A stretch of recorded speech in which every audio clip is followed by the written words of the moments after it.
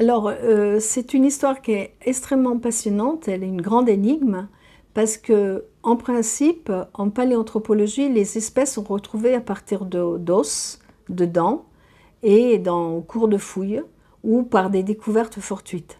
L'espèce Denisova a été découverte à partir d'un tout petit bout d'os, trouvé effectivement dans une fouille, dans la grotte de Denisova, mais pas à partir de l'analyse de ce fragment osseux, mais à partir de l'analyse de l'ADN.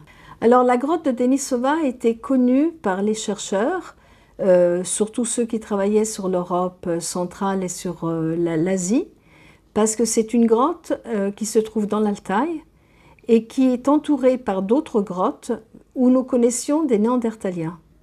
Donc quand on a trouvé ce petit fragment osseux, qui était tellement petit au point de ne pas pouvoir être décrit, c'est-à-dire on pouvait savoir à quoi il correspondait, et ça correspond effectivement à une toute petite phalange.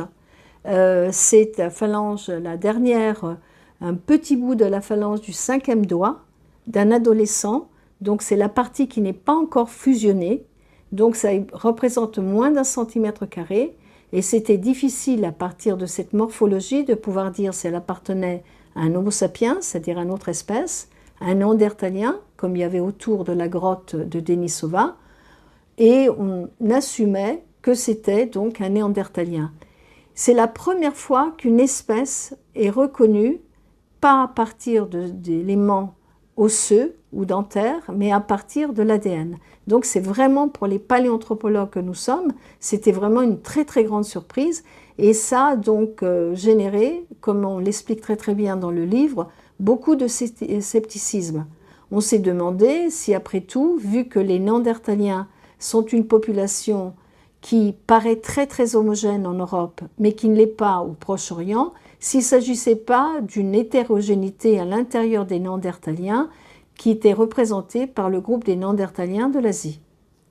À partir de cette première découverte, à partir de ces premières études de 2010, donc il y a eu une toute première étude qui a été faite sur l'ADN mitochondrial, celui qui nous vient de notre mère, et qui est un très petit ADN.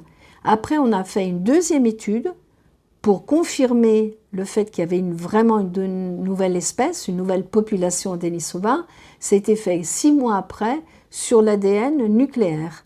Alors, c'est une étude absolument magnifique. Il faut souligner que le scepticisme des paléanthropologues ne concernait pas du tout des critiques sur le travail qui était fait par les collègues, mais c'était des critiques sur le fait que d'emblée, on définissait que c'était une espèce. Et ce qui est intéressant, c'est qu'on se rendait compte par l'étude de cet ADN que dans l'ADN, qui raconte donc notre histoire, qui raconte nos adaptations, qui raconte nos déplacements, qui raconte nos métissages, il y avait un gène qu'on trouvait dans l'ADN de cette petite fille qui avait été séquencée à Denisova. Il y avait un gène d'adaptation que nous connaissons chez les humains actuels, d'adaptation à l'altitude.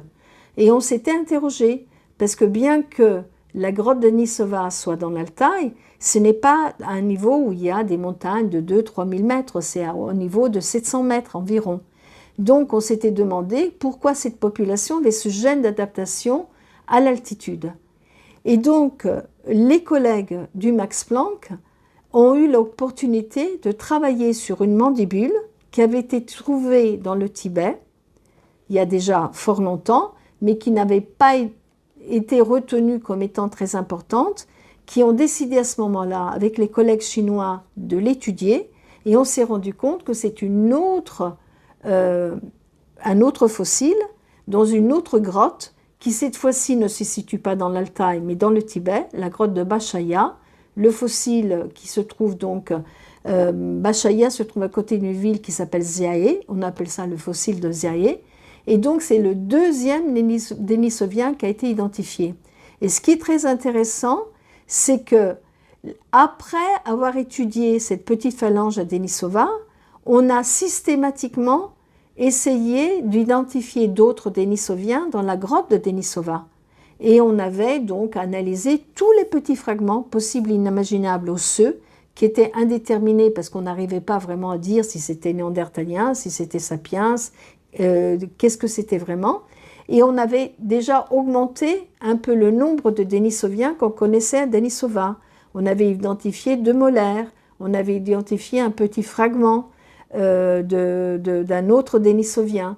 Et surtout, ce qu'on avait identifié, c'était que dans la grotte de Denisova, il y avait à la fois des Néandertaliens qui vivaient et des Denisoviens. C'est-à-dire que les études génétiques nous ont permis, d'une part, de savoir que les Néandertaliens et les Denisoviens vivaient à la même époque. Ça a confirmé ce qu'on savait pour l'Europe.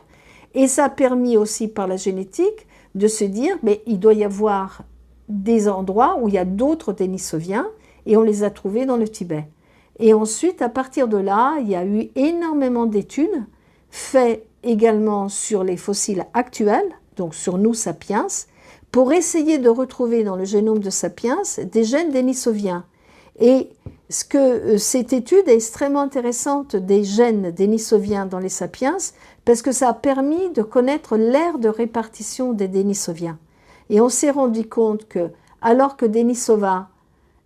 Néandertal est vraiment en Europe, Denisova était vraiment en Asie, avec bien sûr un point de contact, puisqu'on les trouve dans l'Altaï ensemble.